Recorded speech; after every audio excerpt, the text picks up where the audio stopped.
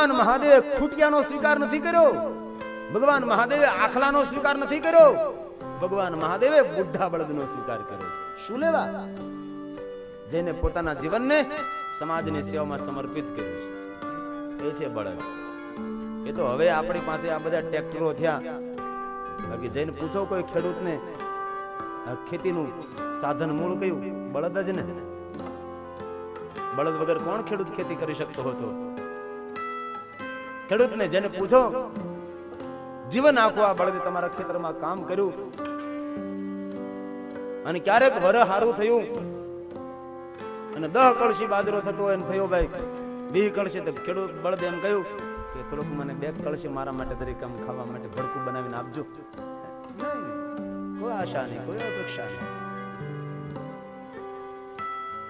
અને પહેલા તો સારું હતું, ભગવાનની કૃપા હતી. હવે તો ખેડૂતો પૈસાની લાલચમાં નકરો કપાહ જ વાવે છે. ચકલાઓ મરી ગયા, વિચાર તો કરો તમે, ચકલાઓ મરી ગયા. પહેલા આપણી ખેડૂતની રીત કેવી? ચારે બાજુ માતાજીને આણ કરે, ઝારના દાણા વાવે. ઝારના દાણા ચારે ખેતરની ચારે બાજુ ઝાર વાવે. એમાં થોડાક મઠ વાવે, થોડાક મગ વાવે, થોડા અડદ વાવે, થોડાક સીભડા, ચારો તરફ વચ્ચે મબલખ પાક આવે. ચારે બાજુ રેખા કરતા. હવે તો કોઈ શેઢો જ નથી, કોઈ વાવતું, કોઈ પેલા ઝાર. પૈસાના પ્રલોભને બેફામ કપાસો વાવાય છે. અને તમને ખબર નથી, કપાસ વાવી, કપાસના ભાવ વધારે આપી અને આપણને પાંગળા કરવાનું ષડયંત્ર છે. કપાસ અહીંથી પ્રદેશમાં જાય છે, ત્યાં સળગાવી દેવામાં આવે છે, કોઈ ઉપયોગમાં નથી આવતા. અને પૈસાના લોભથી આપણે કપાસ વાવીએ છીએ અને અનાજની તૂટ પડવા લાગી છે. જે ખેડૂત પૃથ્વીમાંથી અન્ન ઉત્પન્ન કરે ને, એ ખેડૂત માટે ભગવાને કહ્યું છે કે ખેડૂત જપ તપ સાધના 11 એકાદશી મારા મંદિરે શિવાલય દેવાલય નહીં આવે ને, તો પણ જે ખેડૂત અન્ન ઉપાર્જન કરે છે ને, અન્ન ઉગાડે ને, એ ખેડૂતને મારા આસન ઉપર બેસાડે છે. આ ખેડૂતનો મહિમા છે. ભારત દેશ ઋષિ ને કૃષિનો દેશ છે. ઋષિઓ જેમ સંસ્કાર ઉપાર્જન કરવાનું કામ કરે, તેમ ખેડૂતો અન્ન ઉપાર્જન કરવાનું કામ કરે. અને આપણે એક ગોળ નથી વાવતા. ભલે તમે કપાસ વાવો, પણ ચારો તરફ તો થોડુંક અન્ન વાવો, જેથી કરીને ચકલાઓને મળે. હમણાં જ જસદણથી કોઈ ભાઈ આવેલા, બહુ સુંદર મને વાત કરી. એક ખેડૂતોને અપીલ કરજો, અને તમે તો આસ્થા ચેનલ દ્વારા કરોડો માણસો સુધી વાત પહોંચાડી શકો છો. દરેક ખેડૂતને એક વિનંતી કરજો કે દરેક ખેડૂત ભલે આખા ખેતરમાં કપાસ વાવે, પણ એક ઓળ ઝારની વાવે, અને એ ઓળ અખંડ રહેવા દે, જેથી કરીને ચકલાઓ એ ઓળને ખાય અને તમને પૂર્ણ મળે. એ તો યજ્ઞ છે, મોટો યજ્ઞ. ખેતર એ જ ખેડૂતનો યજ્ઞ છે. પણ કપાસનું વાવેતર આવ્યું, આજુબાજુ ઝારના ચાહટિયાઓ પણ આપણે નથી વાવતા, બંધ કરી દીધું બધું. પહેલાના સમયની અંદર વચ્ચે સિંગ હોય, એમાં મકાઈ વાવે, સિંગની સાથે મકાઈ વાવે. એવું ખેતર આમ રૂડું રળિયામણું લાગે, જાણે ઇન્દ્રનો બાગ હોય ને એવું ખેતર લાગતું આપણું. પૈસાની દોટમાં, સુખ અને સમૃદ્ધિની દોટમાં, પ્રગતિની હરોળમાં લાખો હરણાઓ મર્યા, લાખો ચકલાઓ મર્યા. અને તેનું પરિણામ 45 ડિગ્રી, 46 ડિગ્રી, 48 ડિગ્રી અને 50 ડિગ્રીએ પહોંચ્યું પક્ષીઓ સાપ. 50 થી ઉપર 60 પહોંચ્યું એટલે માનવ આ પૃથ્વી પર જીવી નહીં શકે. પહેલા તો કેવું હતું, ખેતરના છેડે છેડે વૃક્ષો હતા. ખેતરના છેડે છેડે આપણા ખેડૂતો વૃક્ષો વાવતા હતા કે મારા બળદને બાંધી શકાય, મારું હાથી ત્યાં છોડી અને ઘરવાળી ભાત લઈને આવે, માથા ઉપર લટક લટક કરતી, અને નીચે આમ ભાત છોડે, છોડીને પછી રોટલી કાઢે, રોટલો કાઢે, તેલને ગોળ કાઢે, પૂડીમાંથી છાશ કાઢે અને થોડુંક શાલ્યામાં શાક કાઢે. અને ખેડૂત અને તેની પત્ની ખેતરના શેઢે બેઠે અને વૃક્ષની નીચે બેઠા બેઠા ભોજન કરતા. કેવા રૂડા લાગે, રાધા અને કૃષ્ણની જોડી લાગે. એ દ્રશ્ય ક્યાં ગયા? એ દ્રશ્ય ક્યાં અલોપ થયા? એ દ્રશ્યો સુકાઈ ગયા. માટે મારા ખેડૂતોને પ્રાર્થના છે, દરેક પોતાના ખેતરમાં એક એક ગોળ ઝારની વાવે, અને તેને લણવાની નહીં, આમ નામ રહેવા દેવાની. ચકલાઓ તમારા ખેતરમાંથી ઝાર છણશે, ચકલાઓ મનોમન તમને આશીર્વાદ આપશે અને તમારી પેઢીઓ ઉજળી થઈ જાય. આશીર્વાદની કોઈ ભાષા નથી હોતી. એવું કોઈ દિવસ નહીં માનો કે સાધુ બ્રાહ્મણો આશીર્વાદ આપી શકે. જે માણસને જે વસ્તુની જરૂર છે અને જે માણસ દુઃખમાં અટવાયેલો છે એ માણસને મદદરૂપ થાવ, હાશકારો નીકળે એ જ આશીર્વાદ. આશીર્વાદનો કોઈ શબ્દો નથી હોતા. સાધુ બ્રાહ્મણને પગે લાગો અને અમે જે તમને આપીએ સુખી રહો સુખી રહો, એ આશીર્વાદ નથી, આશ્વાસન છે. અને પગે લાગો તો સુખી થવા એમ જ કેવું પડે, એમ થોડું કહેવાય દુઃખી થાવ, નકર કોઈ પગે ન લાગે. પગે લાગીને અમે જે આપીએ આશીર્વાદ નથી, આશ્વાસન છે. આશીર્વાદ તો તમને કોઈ પણ પશુ પક્ષી પણ આપી શકે છે. અરે કીડિયારું પૂરો ને કીડિયારું, એ કીડીઓ પણ તમને આશીર્વાદ આપે છે. અને સાધુ બ્રાહ્મણો આશીર્વાદ આપીને તમારું જો ભરાઈ જતું હોય, તમે તમારા માથા પર હાથ મૂકીને તમારું હરખું થઈ, અમે એનો બે રાત આમ રાખી 24 કલાક બધું હરખું થઈ જાય, એવા બ્રહ્મા કોઈ દી રહેવું. ઠીક, વડીલોને પ્રણામ કરવા, સાધુ સંતોને પ્રણામ કરવા, પણ ખોટી આશા અપેક્ષાઓ નહીં રાખવાની. એ આપણો ભ્રમ છે. અમે આશીર્વાદ આપીને તમારું બધું આમ લોટરી લાગી જાય, ઓફિસ ખોલીને ન બેજે, આ હું લેવાના આ તડકામાં આ બધું 3-4 કલાક એ જંગોળમાં જંગ ખેલવા આવવાનું. ઓફિસ ન બનાવી એર કન્ડિશન, આશીર્વાદ લેવા માટે આવો, તમારું બધું સરખું થઈ જાય. પણ એ નહીં થાય. એ તો કર્મને આધીન આપણું જીવન છે. માટે મારા ખેડૂતોને પ્રાર્થના છે, અને જરૂર મારા ખેડૂતો વ્યાસપીઠની વાત માનશે. એક એક ઓળ તમે ઝાડની વાવો, જેથી કરીને ચકલાઓને ઝાડ ખાવા માટે મળે. અમુક પક્ષી એવા હોય છે એ ગામમાં ન આવે, કારણ કે અવાજ અને ઘોંઘાટથી તે પક્ષીઓ દૂર ભાગે. એવા પક્ષીઓ અન્ન નહીં મળતા, જલ નહીં મળતા મૃત્યુ પામે. પહેલા તમે જુઓ કેટલી ટોળા ચકલીઓ જોવા મળતી હતી. હવે ટોળા ચકલીઓના જોવા મળે છે કોઈ જગ્યાએ? ચકલીઓ સાફ થઈ ગઈ. કેમ? તેને ખાવાનું ન મળે.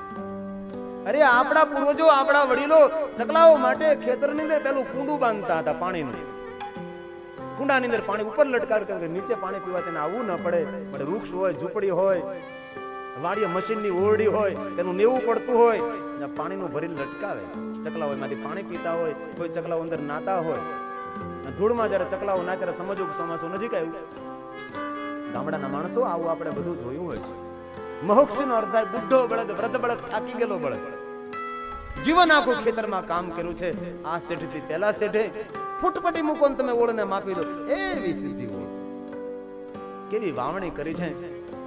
ખેડૂત જ્યારે બળદને ઉઠાડે ત્યારે માથું હલાવતો બળદ ચાલવા લાગે છે. કોઈ દી એમ કહ્યું બળદે, આજે હું થાકી ગયો છું, મારી તબિયત બરાબર નથી. તમારો દીકરો એમ કે બાપા મને જગાડતા નહીં, હું થાકી ગયો છું, મને બરાબર નથી આ તંદુરસ્તી, મને નહીં જગાડતા તમે. દીકરો તમને ના પાડે, પણ બળદ તમને ના ન પાડે. જ્યારે ઉઠાડો ત્યારે બળદ ખેતરમાં કામ કરે છે, અનુવાર્જન કરે છે, સમાજના પેટ ભર્યા છે એ બળદ. એ તો ઠીક સમજ્યા આપણે. ગાયના વાસડાને જ્યારે બળદ બનાવવામાં આવતો, આપણે તો નજરે જોયું હોય ને આ બધું.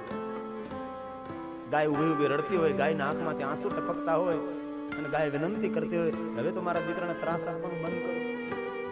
હવે તો કેટલા યાંત્રિક સાધનો, કેટલી વ્યવસ્થાઓ ઊભી થાય, હવે તો મારા દીકરાને દુઃખ આપવાનું બંધ કરો તમે. અને એ હું તમને કોઈ નિર્દય બની અને વાસણાને બળદ બનાવવામાં આવતો હોય, એનું મારે વર્ણન નથી કરવું, પણ આપણે જોયું હોય છે.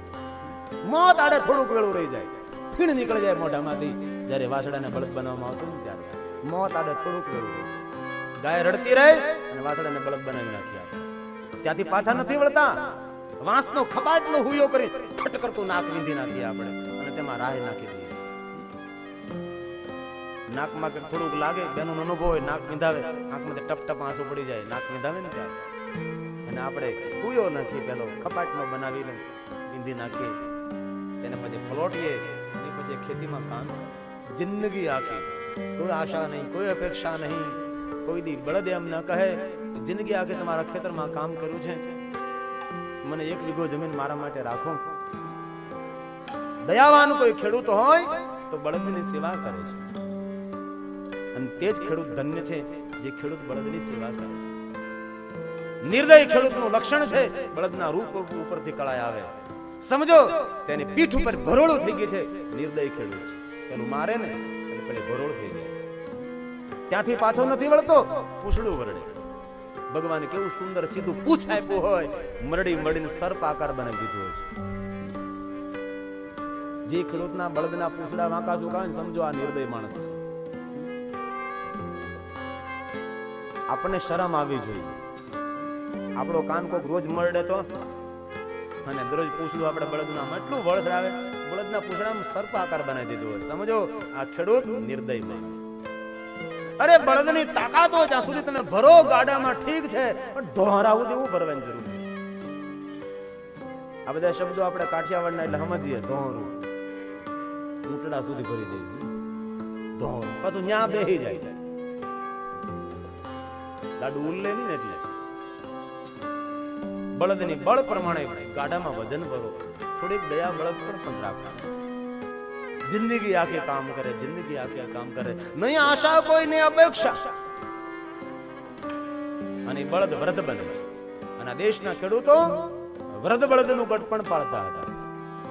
અત્યારે તો શું વાત કરીએ, બળદ વૃદ્ધ થાય ને કસાઈને આપી દે છે.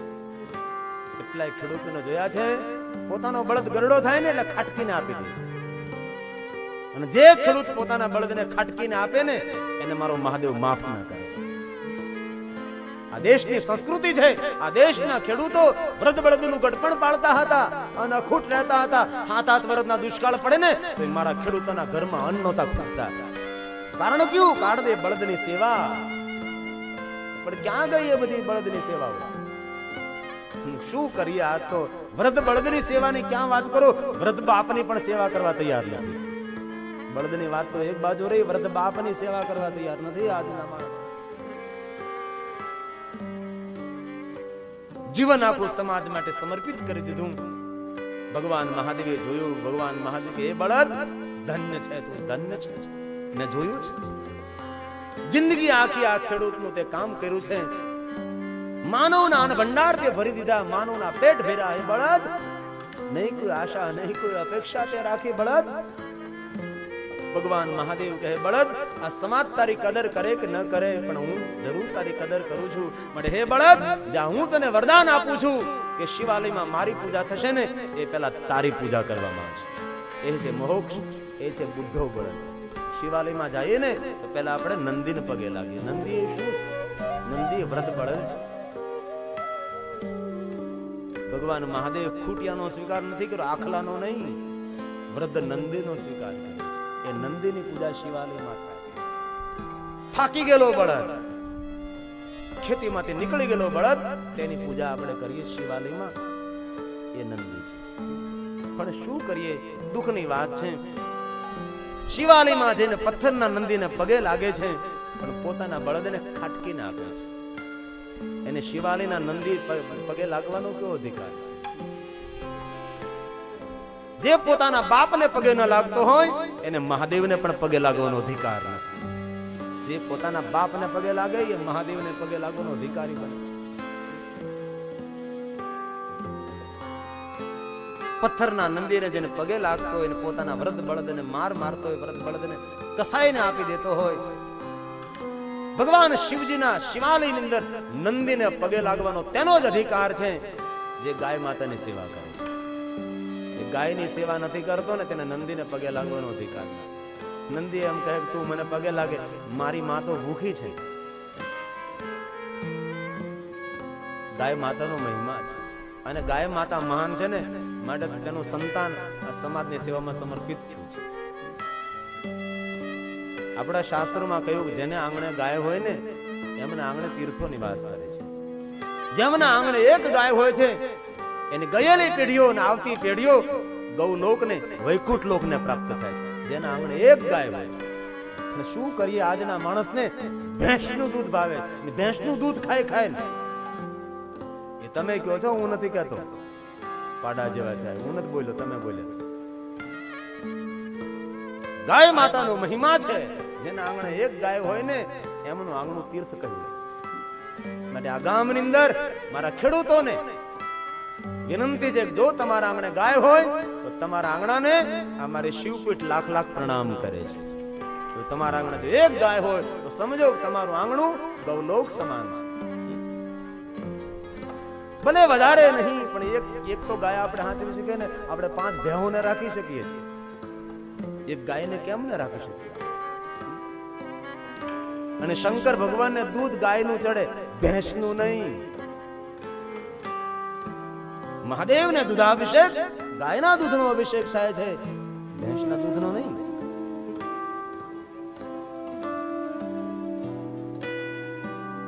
ગાયના દૂધથી મહાદેવને એકવાર અભિષેક કરો, તમારા ભંડાર ભરાઈ જાય. એ દૂધ અભિષેકનો મહિમા છે. પણ શું કરીએ, દુઃખની વાત તો એ છે, નથી કોઈ ગાયના દૂધથી અભિષેક કરતું, ભેંસના દૂધથી અભિષેક કરે છે. અરે ભેંસનું ગાયનું દૂધ પણ ખોવાઈ ગયું અત્યારે તો પ્લાસ્ટિકની કોથળીના દૂધનો અભિષેક કરે. પ્લાસ્ટિકની કોથળીમાં જે દૂધ હોય ને એનાથી અભિષેક મહાદેવના ન થાય. પ્લાસ્ટિકની કોથળીમાં જે દૂધ છે એ દૂધ જ નથી, એ તો સફેદ પ્રવાહી છે. એ તો તમારા મનને મનાવવા માટેનું દૂધ છે, બાકી તેમાં કોઈ દૂધના તત્વ નથી.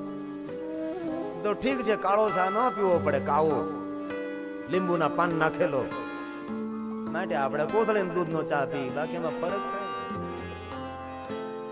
ભગવાન શિવજીને દૂધ ચડાવવા માટે જાય, દૂધની કોથળી લેતો જાય, શિવાલયમાં જાય, દૂધની કોથળી ભગવાનને ચડાવે. પણ કોથળી તોડવાનું તો મોઢે જ તોડે, માળો મોઢે તોડીને ધાર કરે.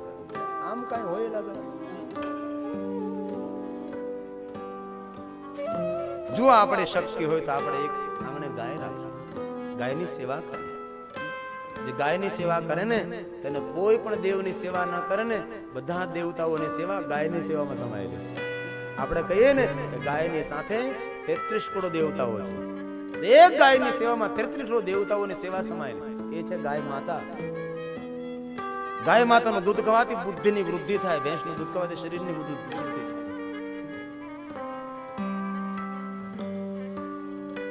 માટે જો વ્યવસ્થા હોય તો આંગણે ગાય જરૂર રાખો. અને આજકાલ ભાઈઓ બહેનો ગ્રામજનો તો ઠીક છે, શહેરીજનો ખાવાની વસ્તુ પ્લાસ્ટિકની કોથળીમાં ભરી ભરી અને બજારમાં ફેંકે. ગાયો બધી પ્લાસ્ટિકની કોથળીઓ ખાઈ ખાઈને કેટલી મરે છે, બેફામ ગાયો મરે છે. આપણે કોઈ ખાવાની વસ્તુ પ્લાસ્ટિકની કોથળીમાં ભરીને ફેંકી તો પ્લાસ્ટિકની કોથળી ખોલતા ગાયને નથી આવડતું. ગાય ભૂખી હોય, પ્લાસ્ટિકની કોથળી સાથે બધું ખાઈ જાય છે.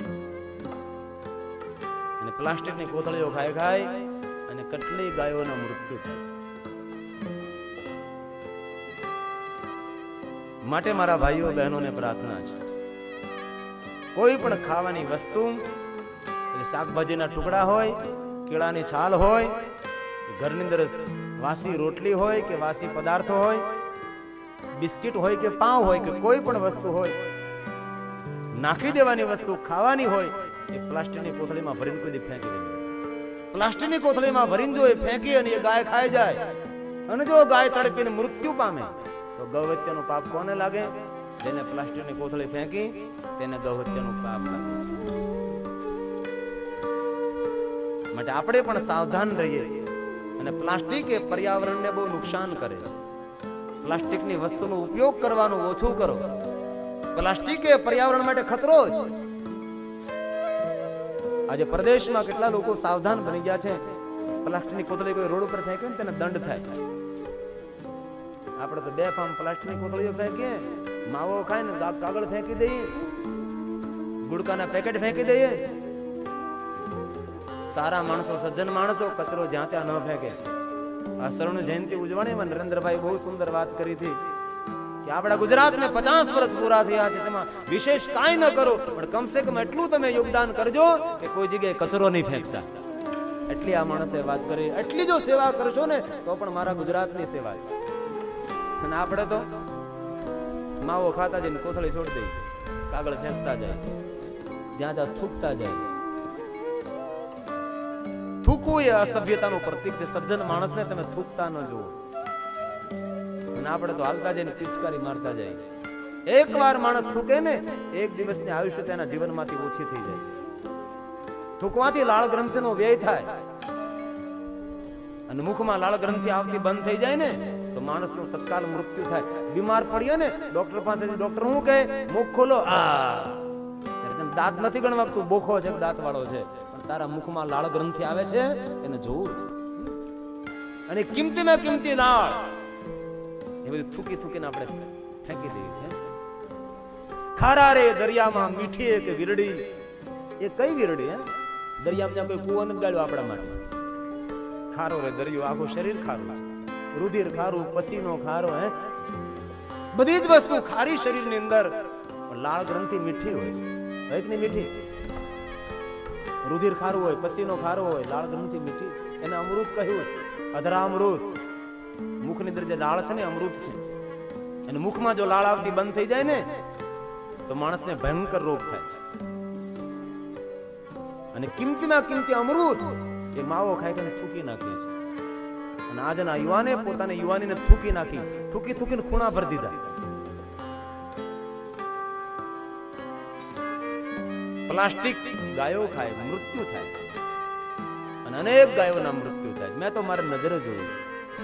ભાવનગરની મારી બાજુમાં ગામ છે ચિત્રા, તે મારા પટેલના યુવાનો બધા ગૌશાળા ચલાવે. એક્સિડન્ટ અકસ્માતથી એલી બીમાર ગાયોની સેવા કરે. આવતા વર્ષે મેં ગૌશાળાની કથા પણ એક આપી છે. અને એ ગૌશાળાની મુલાકાતે હું ગયો હતો. અને જ્યારે જે ગાયના પેટનું ઓપરેશન થતું હતું, અને ગાયના પેટમાંથી 45 કિલો પ્લાસ્ટિકની કોથળીઓ કાઢી હતી. અને ગાયને બચાવી લેવામાં આવી છે. અને એ કોથળીઓ જે કાઢીને અમુક તો ધોઈ નાખો તો વાપરી શકાય.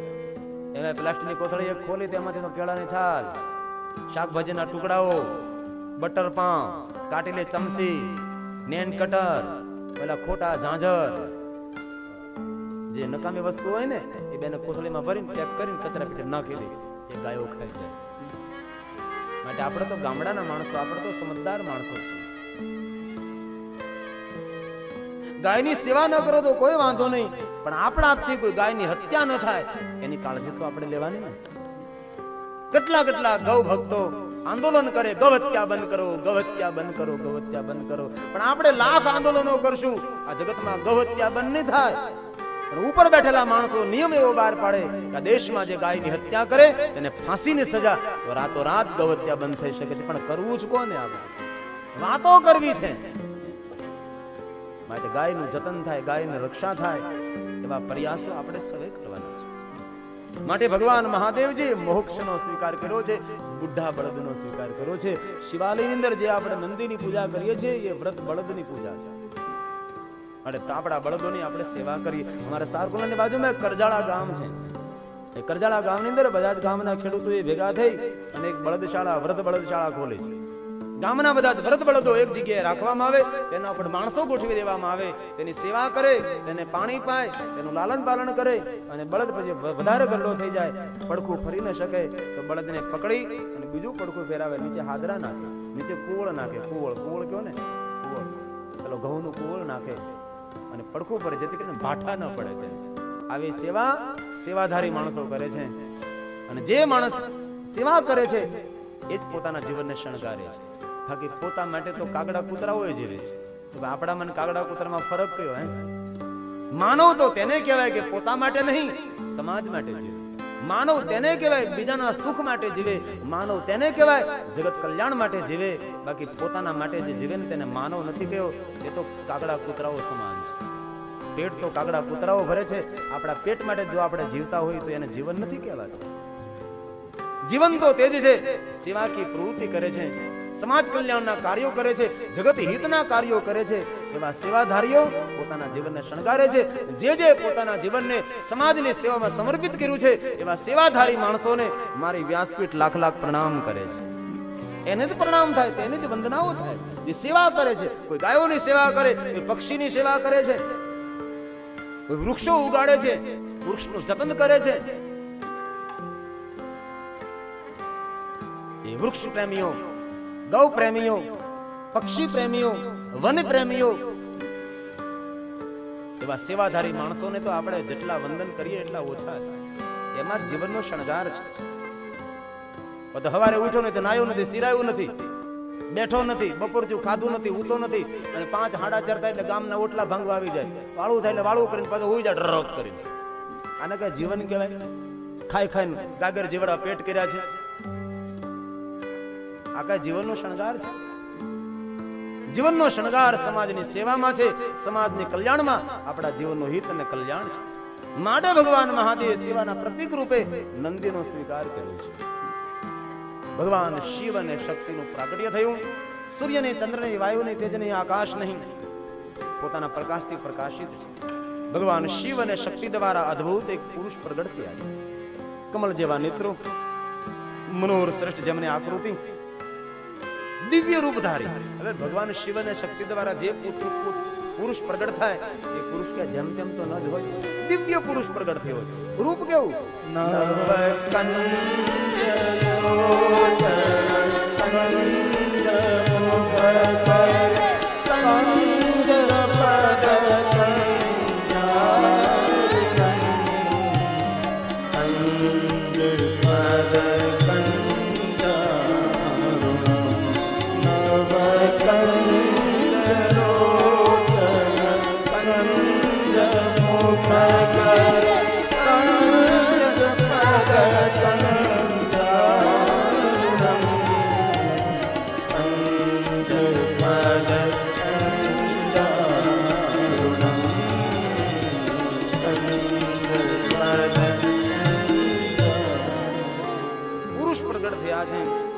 આપ કોણ છો? હું કોણ છું?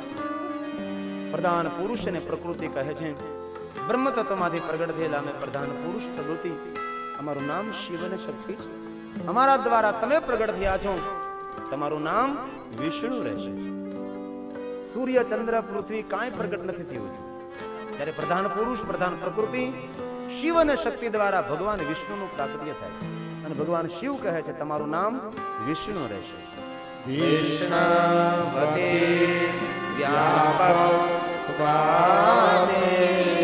વ્યાપક હોવાને નાતે તમારું નામ વિષ્ણુ રહેશે. અને આ નામ તમારું આવતા સમયમાં મોટી ખ્યાતિને પ્રાપ્ત કરશે. હજી સૂર્ય નથી પ્રગટ થયો, ચંદ્ર નથી, પૃથ્વી નથી, કોઈ તત્વ નથી. એ સમયે આ બ્રહ્માંડની અંદર શિવ અને શક્તિ દ્વારા વિષ્ણુ અને ભગવાન શિવજીએ નામ કહ્યું વિષ્ણવતી વ્યાપકતમાતે. આ નામ ખ્યાતમ ભવિષ્યતિ. આવતા સમયની અંદર આ નામ તમારું મોટી ખ્યાતિને પ્રાપ્ત કરશે. અત્યારે વિષ્ણુનો કોણ નથી ઓળખતું? ત્રિભુવનનો માલિક છે વિષ્ણુ. નામ ખ્યાતમ ભવિષ્યતિ. ભગવાન શિવજીએ પ્રથમ કહ્યું આ વિષ્ણુ તમારું નામ સમગ્ર વિશ્વમાં મોટી ખ્યાતિને પ્રાપ્ત થશે. અને આવતા સમયમાં બહુન્યનાની નામાની, અનેક નામોથી તમે પ્રસિદ્ધ થશો. અને તમારા બધા જ નામો ભક્ત સંખકારિણી. તમારા બધા જ નામો એ ભક્તોના સુખનું કારણ બનશે. તો અત્યારે વિષ્ણુના કેટલા નામ છે? વિષ્ણુ સહસ્ત્ર નામ. આ ક્યારે કહ્યું ભગવાને શિવજીએ? જગતની ઉત્પત્તિ નો હાથ થઈ હતી. નહીં સૂર્ય, નહીં ચંદ્ર, નહીં તારા, નહીં નક્ષત્ર, નહીં પૃથ્વી, નહીં હું, નહીં તું, નહીં અંધકારની અંદર પ્રકાશમય શિવ અને શક્તિ દ્વારા વિષ્ણુ. અને એ સમયે શિવજીએ કહ્યું કે અત્યારે તમારું નામ વિષ્ણુ રહેશે. આવતા સમયમાં તમારું નામ મોટી ખ્યાતિને પ્રાપ્ત થશે. અને આવતા સમયની અંદર અનેક નામોથી તમે પ્રસિદ્ધ થશો. અને તમારા બધા જ નામો એ ભક્તોના સુખનું કારણ